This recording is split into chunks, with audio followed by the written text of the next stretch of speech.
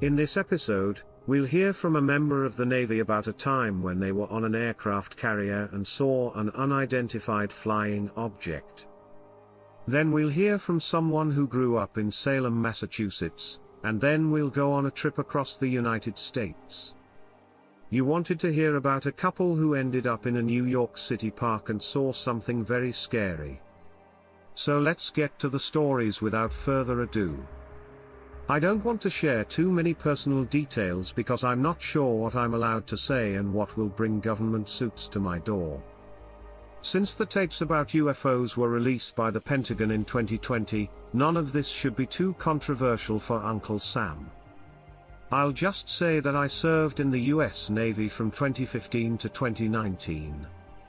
When I was in the Navy, I spent almost all of my time on aircraft carriers.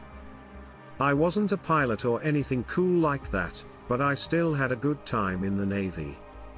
When I was in the 7th Fleet, I made some of my best memories. Yokosuka was a fun place to be stationed, at least when the sailors and Marines there weren't doing something stupid. I liked it. If we were too loud in town and the local authorities complained, the command would take away our permission to go off base. The Japanese could sometimes be a bit sensitive about things. I won't say which ships we were on, but we patrolled the Pacific around Japan, China, Indonesia, and pretty much all of Asia. It was pretty hot in the South Pacific back then. Still here because China keeps trying to show that it is the most powerful country in the South China. See dumb things like building bases near major international shipping lanes and then claiming that part of the sea is their own. This is a real geopolitical piss-off. Regardless, we always had a goal in mind. Around 2017 and 2018, we were playing chicken with the Chinese Navy by flying over their made-up borders to show them we didn't care about them. We didn't want to fight or anything, but we always got ready as if we were going to use the Navy's standard operating procedure. I was in charge of weapons for airplanes. A short O. So it was my job to make sure the plane's weapons were in good shape and that they had enough ammunition for a fight. The dogs that fight the least have the biggest teeth. My boss always said that I was out on the carrier deck one night putting some supplies on a jet that had just come back from a mission. I heard some talking on the radio. My headset wasn't the best, so I missed some of it. I saw a yellow shirt, though. The person who waves the planes in is looking up at the sky with his eyes wide open. I asked the guy in the yellow shirt what was going on, and he told me that one of our pilots had seen something strange in the sky. When I heard that we were close to the disputed border, I got a little nervous. I thought China might launch a few of their own planes to see how serious we were. I didn't want to be a part of a big problem on the world stage. The pilot flew the ship in circles at different heights. I could tell from the radio that he was looking for something that he had lost track of. This happened for a long time. He was eventually told to land and get more fuel. I didn't know the pilot, but I had seen him in the gym's chow hall. His deadlift was pretty heavy. So I saw him before I went to his plane to see what weapons he had. I knew they were good because they were put on by my friend Ryan's crew, who worked the day shift. But I wanted to get close enough to hear what the pilot was saying to the man in the yellow shirt. The flight deck is crazy loud. So you have to be right next to someone to hear what they are saying. The pilot didn't say much. All he said was that he saw something strange on his radar that wasn't moving like a jet and didn't even follow the laws of physics. It was weird. Perhaps a different kind of Chinese drone. We must have dropped anchor and stayed put for 3 more days because the higher-ups must have liked the idea even less than I did. We had to work both ports and starboard, which means that half of the ship works for 12 hours and the other half works for 12 hours, launching and refueling planes while they look for the strange object. It was very bad. After our shift, we had just enough time to shower, eat, and sleep before we had to go back to the flight deck. The command didn't want to use the word UFO, but some of the crew was starting to think it couldn't have been a new Chinese drone, and the pilot who saw it was clearly freaked out. I've never been a big fan of UFOs, but on the third night of my trip to Angkor, I saw something that I know can't be done by human technology. I was on the flight deck of a jet checking the missiles when a very bright light that looked blue filled the sky. We couldn't look at it because it was too bright, but it still lit up everything perfectly. The strangest thing about it was how, depending on how you looked at it, the light could look blue, silver, or green. The light went in a zigzag pattern backwards and then up. Between turns, it didn't speed up or slow down. It stopped and started like it didn't have any momentum or air resistance. It moved like a giant invisible hand was jerking it around in the sky like a child playing with a toy airplane. After being still for a few minutes, the light slowly moved in a wide arc around the deck of the carrier. It was about a quarter mile away, but we could see the light because our communication gear was going crazy. I could hear bits and pieces of voices trying to tell us what to do, but a metallic humming made it hard for any clear messages to get through a green shirt.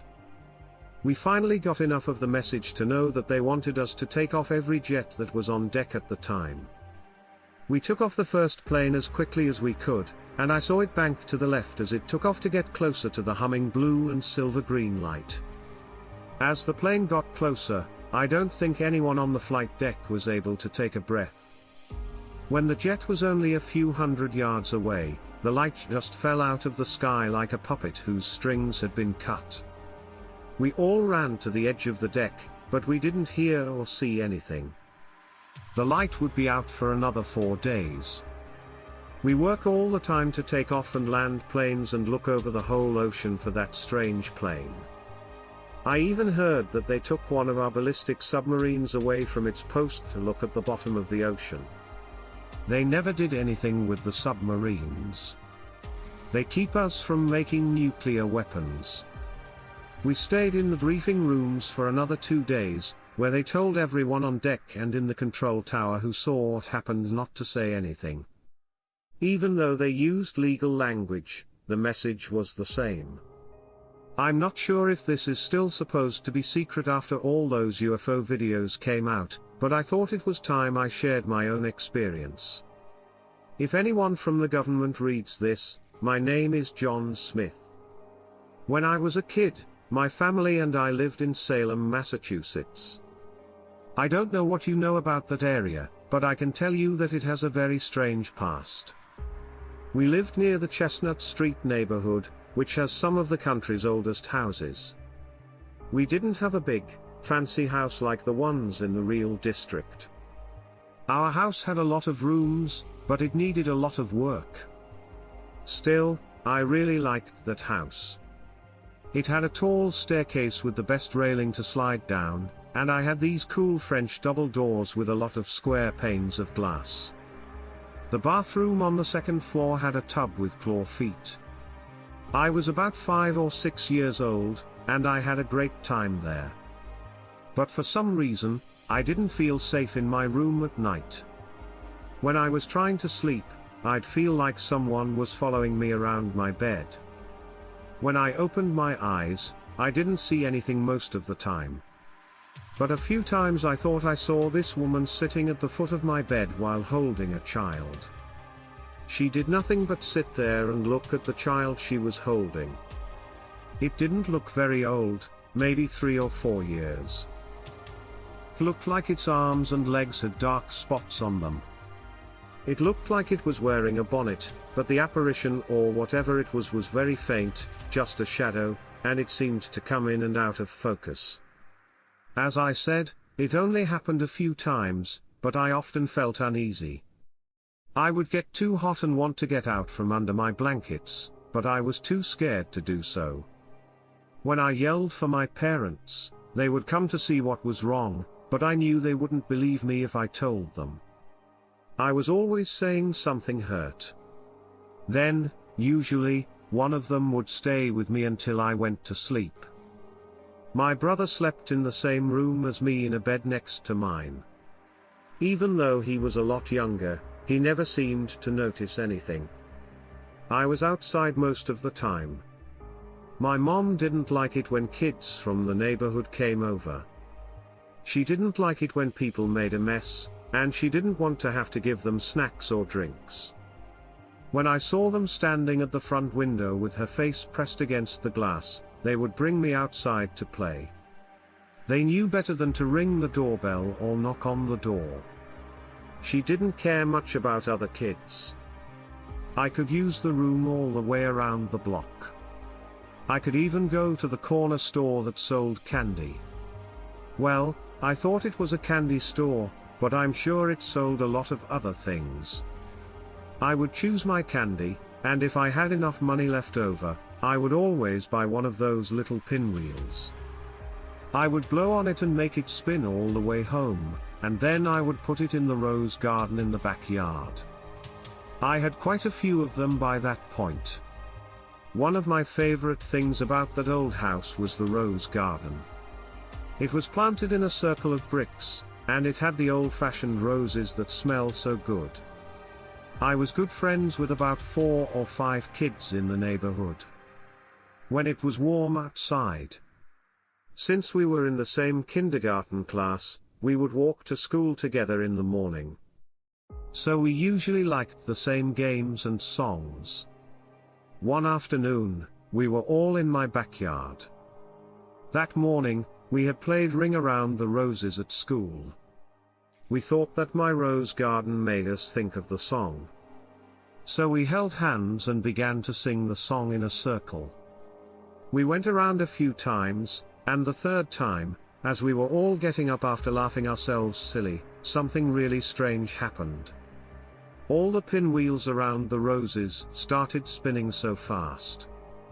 There was no wind, and it was sunny and hot.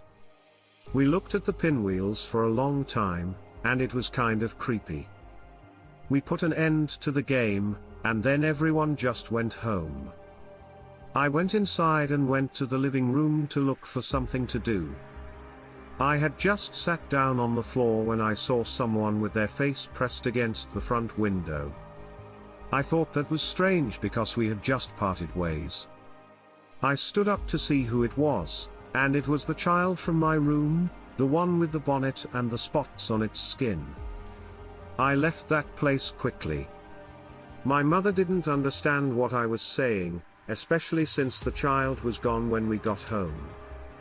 But I was more afraid than I had ever been before.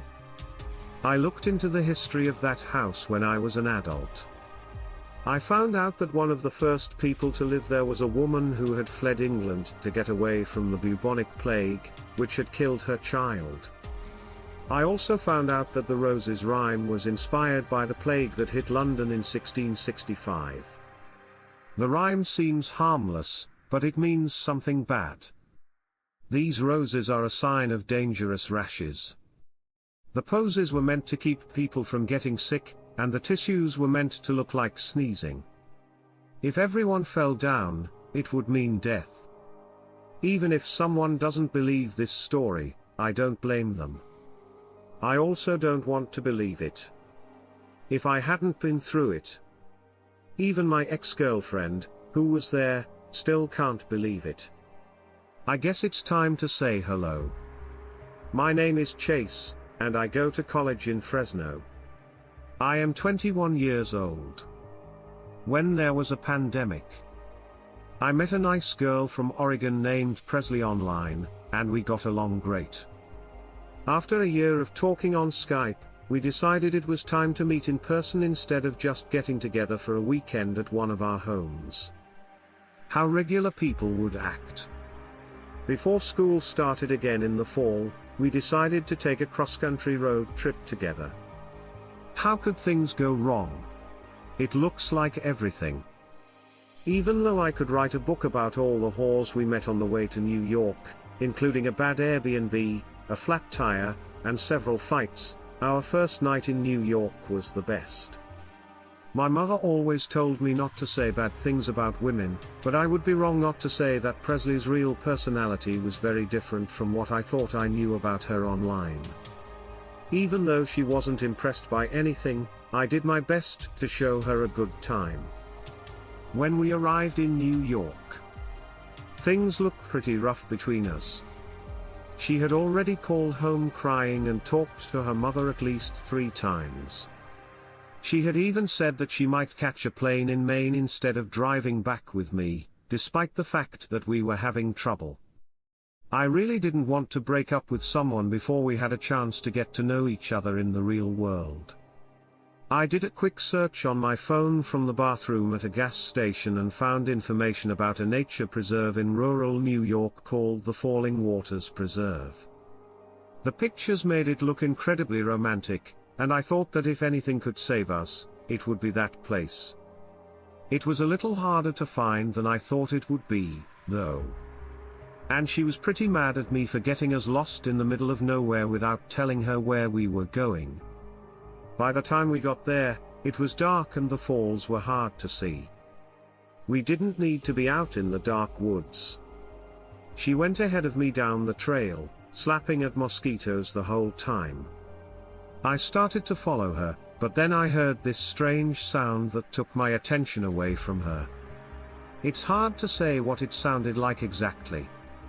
It was almost like the sound you hear when you pull zip ties tight, and it just kept going.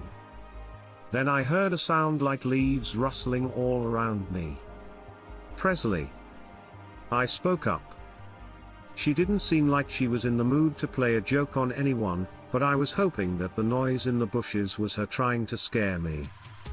Any other possibility was too scary to think about. I didn't hear anything, and whatever it was stopped moving.